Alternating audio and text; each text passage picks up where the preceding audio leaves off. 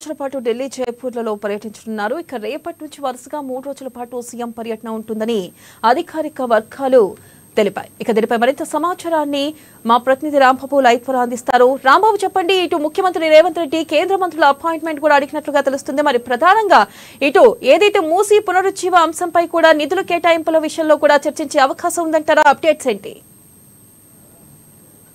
వెన్నెల మూసీ పునరుజ్జీవనకు సంబంధించినటువంటి కార్యక్రమాన్ని ప్రభుత్వం అయితే అత్యంత ప్రతిష్టాత్మకంగా తీసుకొని ముందుకెళ్తా ఉంది. ఈ నేపథ్యంలోనే మూసీకి కావాల్సినటువంటి నిధుల సమీకరణకు సంబంధించినటువంటి అంశంలో ఇప్పటికే కేంద్ర ప్రభుత్వం దృష్టికి కూడా తీసుకొని వెళ్ళడం జరిగింది.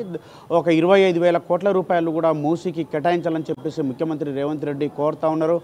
దీనిపైన ఇప్పటికీ గతంలో కూడా ఒకసారి కేంద్ర ప్రభుత్వాన్ని కలవడం జరిగింది. కేంద్రంలో ఉన్నటువంటి మంత్రివర్గాన్ని కలిసి విజ్ఞాపన కూడా చేయడం జరిగింది. మరొకసారి కూడా ముఖ్యమంత్రి ఇటు ఢిల్లీకి వెళ్తా ఉన్నారు. ముందుగా 11, 12, 13 3 రోజుల పాటు జైపూర్, ఢిల్లీ 3 రోజుల పర్యటన నేపథ్యంలో 11వ తారీఖున ఇటు జైపూర్లో తన బంధువులకు సంబంధించినటువంటి వివాహ కార్యక్రమం ఉన్నదని తెలుస్తూ ఉంది. దీనికి సంబంధించి తన వ్యక్తిగత పని నిమిత్తం ఈ యొక్క వివాహానికి సంబంధించినటువంటి అంశంలో కుటుంబంతో కలిసి జైపూర్కి అయితే ముఖ్యమంత్రి రేవంత్ రెడ్డి వెళ్తూ ఉన్నారు. ఆ రోజు 11న ఆ యొక్క కార్యక్రమాన్ని చూసుకున్న తర్వాత 12, 13 తేదీలో ఢిల్లీకి రానున్నారు.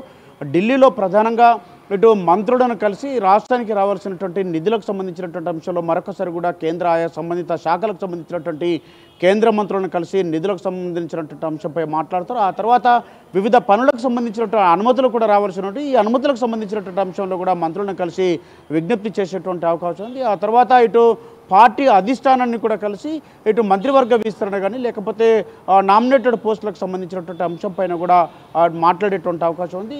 ఈ ముఖ్యమంత్రి రేవంత్ రెడ్డితో పాటుగా ఈ యొక్క అధిష్టానాన్ని కలిసేటువంటి అంశం పైన ఇటు పిసిసి అధ్యక్షుడు మహేష్ కుమార్ గౌడ్, అదేవిధంగా ఇతర ముఖ్య నేతలు కూడా ఉండేటువంటి అవకాశం ఉంది. మొత్తానికైతే రాష్ట్రంలో అంటే గత కొంతకాలంగా ఇటు మంత్రివర్గ విస్తరణ ఉంటుందని చెప్తా ఉన్నారు. ఈ మంత్రివర్గ విస్తరణకు సంబంధించి 6 ఖాళీలు ఉన్నాయి. ఈ ఖాళీలకు సంబంధించినటువంటి దీనిపైన భర్తీ చేయాలని చెప్పేసి ఇప్పటికే రాష్ట్ర ప్రభుత్వం ఒక నిర్ణయానికి వచ్చింది. గత కొంతకాలంగా కూడా ముఖ్యమంత్రి రేవంత్ రెడ్డికే అధిష్టానం కూడా ఈ యొక్క బాధ్యతను కూడా అప్పగించింది. కానీ రేవంత్ రెడ్డి మాత్రం ఇటు అధిష్టానం అయితే రాంబాబు, ప్రధానంగా చూసుకున్నట్టయితే మంత్రివర్గ కూర్పుపై మీరు అన్నట్టు గత కొంతకాలంగా చర్చ జరుగుతూనే ఉంది. మరి ఈ నెలాఖరులోగా మంత్రివర్గ కూర్పు జరిగే అవకాశం ఉందంటారా? తప్పకుండా మంత్రివర్గ విస్తరణ తప్పనిసరి అయిపోయింది. ఎందుకంటే ఇప్పటికే వివిధ శాఖలు కూడా ముఖ్యమంత్రి దగ్గర ఉన్నాయి. ఆయా శాఖలకు సంబంధించినటువంటి పూర్తి స్థాయి మంత్రి లేకపోవడం వల్ల కొంత పని విభజన ఇబ్బంది అయ్యేటువంటి పరిస్థితి ఉన్నది. కాబట్టి ముఖ్యమంత్రి కూడా ఈ యొక్క బాధ్యతలు ఇతరులకు అప్పగించాలని చెప్పేసి అంటే ఆయా శాఖల విద్యాశాఖ అతని దగ్గర ఉంది, హోంశాఖ కూడా అతని దగ్గర ఉంది. కాబట్టి ఈ యొక్క కొన్ని శాఖలకు సంబంధించి బాధ్యతలు ఇతరులకు ఇవ్వాలని చెప్పేసి భావిస్తున్నారు. ఈ నేపథ్యంలోనే ఇటు 6 ఖాళీలు ఉన్నాయి. కాబట్టి ఈ ఖాళీలకు సంబంధించినటువంటి అటు గిరిజన సంక్షేమ శాఖ కూడా ఖాళీగా ఉంది. కాబట్టి మైనారిటీ సంక్షేమకు సంబంధించినటువంటి దానిపైన ఖాళీలు ఉన్నాయి. వీటన్నిటిపైన ఈ భర్తీ చేసేందుకైతే రాష్ట్ర ప్రభుత్వం గత కొంతకాలంగా చూస్తూ ఉన్నది. కానీ ఇటు అధిష్టానం ఆమోదం పొందిన తర్వాతనే ఈ యొక్క మంత్రివర్గ విస్తరణ ఉంటుందని చెప్తా ఉన్నారు. కానీ మంత్రివర్గ విస్తరణపై మాత్రం పూర్తి స్వేచ్ఛ ఇటు రేవంత్ రెడ్డికి అధిష్టానం ఇచ్చినా కానీ రేవంత్ రెడ్డి మాత్రం ఆచితూచి వ్యవహరిస్తున్నారు. సామాజిక వర్గాలు అదేవిధంగా పోటీ ఎక్కువ ఉన్నటువంటి నేపథ్యంలో అధిష్టానం సలహా సూచనలు తీసుకున్న తర్వాతనే ఇక్కడ రాష్ట్రంలో ఎలాంటి డీవియేషన్ లేకుండా ఈ యొక్క మంత్రివర్గ విస్తరణ ఉండాలని చెప్పేసి భావిస్తున్నారు. అందుకొరకే సంక్రాంతి నుండి, ఎందుకంటే ముఖ్యంగా సంక్రాంతి తర్వాత రైతు భరోసా వేసి ఆ తర్వాత స్థానిక సంస్థల ఎన్నికలకు వెళ్ళాలని చెప్పేసి రాష్ట్ర ప్రభుత్వం భావిస్తున్నది. ఈ నేపథ్యంలోనే ఇటు మంత్రివర్గ విస్తరణ కూడా ఉంటే కూడా దానికి సంబంధించి పూర్తి స్థాయి బాధ్యతలు కూడా అందరూ పనిచేస్తారని చెప్పేసి భావిస్తూ ఉన్నారు. ఈ నేపథ్యంలోనే ఈ యొక్క మంత్రివర్గ విస్తరణ తప్పనిసరి. అదేవిధంగా నామినేటెడ్ పోస్టులు కూడా ఈ యొక్క స్థానిక సంస్థల ఎన్నికల ముందు భర్తీ చేస్తే వాళ్ళు కూడా యాక్టివ్గా పనిచేస్తారని చెప్పి ముఖ్యమంత్రి భావిస్తున్నారు. అందుకొరకే ఈ మంత్రివర్గ విస్తరణ నామినేటెడ్ పోస్టుల పైన పిసిసి అధ్యక్షునితో కలిసి అధిష్టానాన్ని కలిసి మాట్లాడేటువంటి అవకాశం ఉంది. మరొక వైపు ఇటు స్థానిక సంస్థల ఎన్నికలకు సంబంధించి ఇప్పటికే ఇటు కులగణనకు సంబంధించినటువంటి అంశం పైన రేపటితోటి ఈ యొక్క డెడికేటెడ్ కమిషన్ కూడా ఒక నివేదిక కూడా ఇచ్చేటువంటి అవకాశం ఉంది. మరొక వైపు ఈ సమగ్ర కులగణన కూడా పూర్తయిపోయింది. బీసీలకు సంబంధించినటువంటి స్థానిక సంస్థల రిజర్వేషన్లకు సంబంధించినటువంటి అంశం పైన డెడికేటెడ్ కమిటీ నివేదిక ఇచ్చిన తర్వాత ఈ అంశం పైన కూడా ఇటు అధిష్టానంతో మాట్లాడి దీనిపైన ఒక ఇటు రాష్ట్రంలో చేపడుతున్నటువంటి కార్యక్రమాలు కానీ లేకపోతే తీసుకున్నటువంటి నిర్ణయాలు, తెలంగాణ తల్లి విగ్రహావిష్కరణకు సంబంధించినటువంటి అంశం కానీ అదేవిధంగా ఇటు ఏడాది కాలం పూర్తి చేసుకున్నటువంటి ప్రగతికి సంబంధించినటువంటి అంశం పైన కూడా అధిష్టానంతో మాట్లాడేటువంటి అవకాశం ఉంది. ఆ తర్వాత 11 జైపూర్, 12, 13 ఢిల్లీ తర్వాత పర్యటన తర్వాత అదే రోజు నైటు ఢిల్లీ నుండి హైదరాబాద్కు బయలుదేరతారు. ఈరోజు సాయంత్రం 3:30కైతే ఈ యొక్క 3 రోజుల పర్యటనకైతే ముఖ్యమంత్రి రేవంత్ రెడ్డి శంషాబాద్ ఎయిర్పోర్ట్ నుండి బయలుదేరి వెళ్ళేటువంటి అవకాశం ఉంది. వెన్నెల అలాగే చూసుకున్నట్టయితే మంత్రివర్గ కూర్పులో కూడా ప్రధానంగా నలుగురు ఖరారయ్యారంటూ కూడా తెలుస్తుంది. మరి ఈ నేపథ్యంలో నిజంగానే నలుగురు ఖరారయ్యారా లేకపోతే ఇంకా సమాలోచనలు చేస్తున్నారా? ఈ ఖరారు అనేది ఊహాగానాలు మాత్రమే అని చెప్పేసి ముఖ్యమంత్రి స్పష్టం చేయడం జరిగింది. ఎక్కడ ఎవరు కూడా ఖరారు చేయలేదు. ఖరారు అనేటువంటి ప్రసక్తి లేదు. అది అధిష్టానం చూసుకుంటుంది. పోటీ ఎక్కువగా ఉన్నది.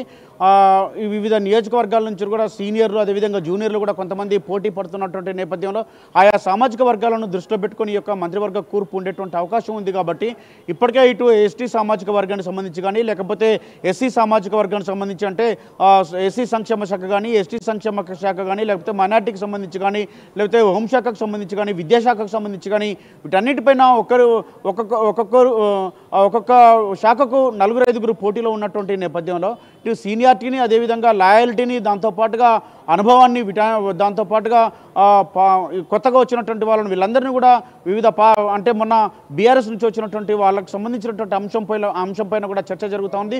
వాళ్ళలో కూడా ఎవరికైనా ఇచ్చేటువంటి అవకాశం ఉంటుందా లేదనే దానిపైన అధిష్టానంతో కూడా చర్చించేటువంటి అవకాశం ఉంది.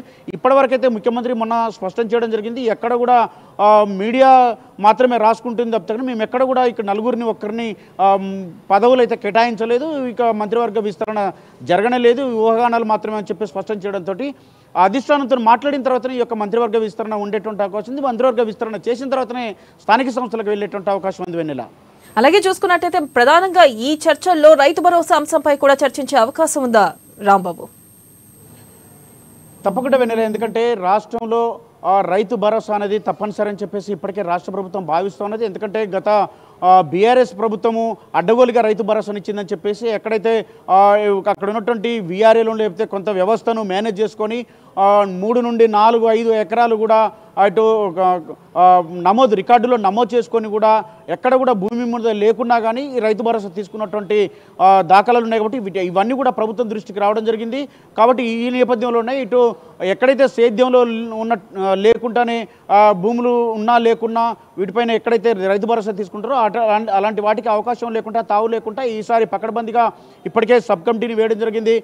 మంత్రివర్గ సబ్ కమిటీ కూడా ఒక నివేదిక ఇవ్వనుంది. ఈ నివేదిక నేపథ్యంలో ఎవరెవరికి ఇవ్వాలి ఎవరెవరికి ఇవ్వకూడదని చెప్పేసి అసెంబ్లీలో చర్చించిన తర్వాత 16వ తారీఖు నుండి తిరిగి అసెంబ్లీ సమావేశాలు ప్రారంభమవుతాయి. కాబట్టి ఈ యొక్క అసెంబ్లీ సమావేశాల్లో ఈ యొక్క మంత్రివర్గ నివేదికను తీసుకొని అసెంబ్లీలో చర్చించిన తర్వాత ఈ యొక్క రైతు భరోసా ఇవ్వడానికి రాష్ట్ర ప్రభుత్వం అయితే సమాయత్తం అయ్యింది. ఇప్పటికే దానికి సంబంధించి ప్రకటన కూడా వెల్లడైనటువంటి నేపథ్యంలోనే రైతు భరోసా ఈ సంక్రాంతి తర్వాత ఉండనున్నది మాత్రం స్పష్టం. దాంతోపాటుగా దేశంలో ఎక్కడ లేని విధంగా 21,000 కోట్ల రూపాయల రైతు రుణమాఫీ చేసింది. కాబట్టి ఈ రుణమాఫీకి సంబంధించినటువంటి అంశాన్ని కూడా ఇప్పటికే ప్రతిష్టాత్మకంగా తీసుకున్నటువంటి రాష్ట్ర సర్కార్ మరో దఫా కూడా వీటికి సంబంధించి 2 లక్షల పైగా ఉన్నటువంటి వాళ్ళు కొంతమంది ఉన్నారు. వాళ్ళకి సంబంధించిన దానిపైన కూడా ఇటు చర్చించి అసెంబ్లీలో లేకపోతే క్యాబినెట్లో చర్చించి ఒక నిర్ణయం తీసుకున్నటువంటి అవకాశం ఉంది. ఇది కూడా అధిష్టానం దృష్టికి తీసుకెళ్లాలని రాష్ట్ర ప్రభుత్వం తరఫున ముఖ్యమంత్రి భావిస్తూ ఉన్నారు. వెన్నెల రైట్, థ్యాంక్ యూ రాంబాబు.